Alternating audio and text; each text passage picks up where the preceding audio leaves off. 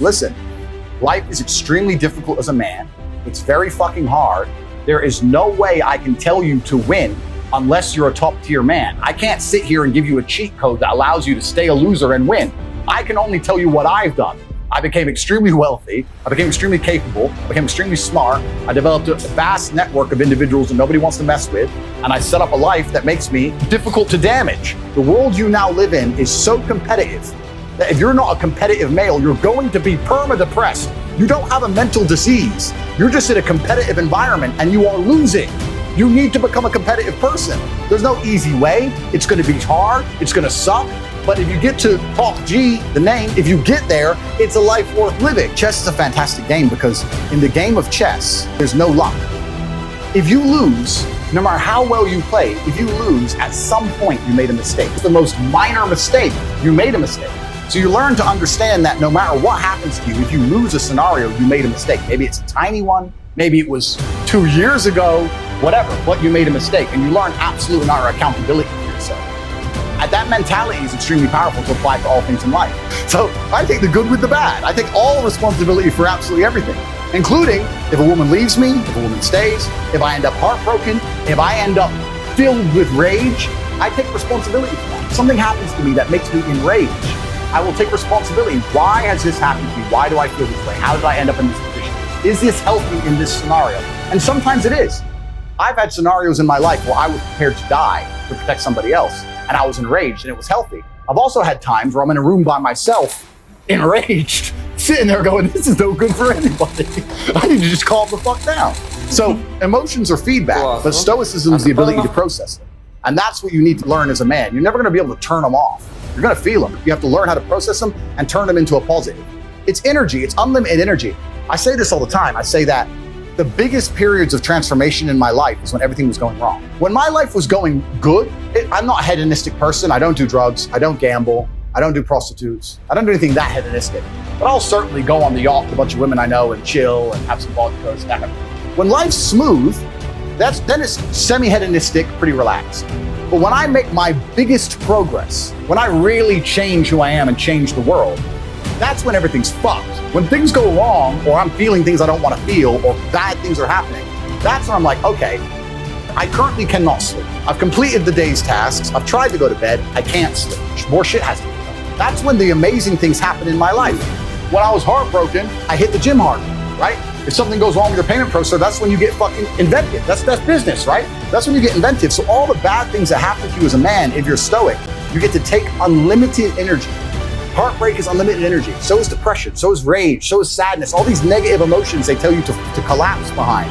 It's like, Bruce Lee says, be like water. And people see that as be fluid and just go with the flow. I disagree. If you're like water, you are necessary for life. You are scary when you're enraged. You're powerful. You're beautiful when you're calm. You're so many things when you're like water, right? So if I'm enraged, it's like water behind a dam. You just got to put the dam in place. And you got to get the turbo, the hydroelectrics, but don't tsunami your life. Put the energy somewhere. And this is the most beautiful thing about it, because people message me all the time like, oh, but Tate, you don't know how sad I feel.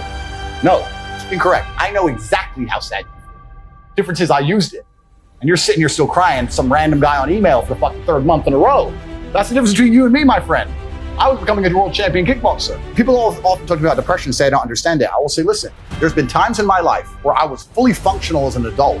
I would never label myself depressed because I don't believe in the idea of labeling myself in the negative, because I don't believe in things that take power from me. But there's been times in my life where I didn't give a fuck if I lived or died. There's been times in my life where I went to fight a man for money, and I didn't give a shit if I lost and even woke up again. Didn't give a fuck. I had nothing worth living for. I was brokey, didn't have a girlfriend, didn't have any fucking money. Got a 2-day call to fight some world champion. Had to lose 10 kilos in 2 days. Had nothing else going for me. Got on a plane to Dagestan and fucking won. I say this all the time. I say the best things that ever happened to me are the worst things that ever happened to me. All the trauma and bullshit I've been through in my life are the best things that ever happened to me. Because as a man, if you've not had a difficult life, you cannot be good at being a man. Being a good man and being good at being a man, they're two slightly different things. But to be good at being a man, you need to have been through so much shit that when the Matrix deletes your entire life from the internet and starts lying about you at mass, and people start doing protests wanting you fucking hung, and they're looking for your family members, and reporters start calling every ex-girlfriend you've ever had, trying to convince them and bribe them to lie, to come out and say you're something you're not, when they're genuinely out to put you in jail, that you can sit there and be focused and stoic enough to go, you know what? Okay, what's the chessboard? What's gonna happen? Who's trying to shoot me right now? Nobody. Okay, so it's better than it was a couple years ago. Okay, you're never gonna be capable as a man if you've not had trauma. The best men ever have had trauma. If you call a police officer, you need a brave police officer. He ain't gonna be brave unless he's been through shit. Yeah. And this is what I say. People email me their long lists of all the bad things that happened to them, and I reply, fantastic. You are so lucky. You have all the building blocks to become the exact kind of man you want to be. If none of this shit happened to you, when something else bad happens to you later, you wouldn't be able to deal with it. Fantastic. And he goes, no, but this. He replied again with more excuses and said, why are you making excuses? I just told you what happened to you is a good thing. You need to reframe your mind. Bad things happened to Batman. They killed his parents. Do you understand? That's why he's Batman. You've just told me you have the building blocks to become you might become top G when I retire. Fantastic. What are you complaining about? He goes, well, what do? I said, you need to work. Take all that trauma. If you're truly heartbroken, my friend, and we've all been there as men, if you're truly heartbroken, you can't sleep. That means you're gonna get in fantastic shape. You better hit the gym. Get rid of your excuses, stop defending the thing that's ruined your life, and get to fucking work.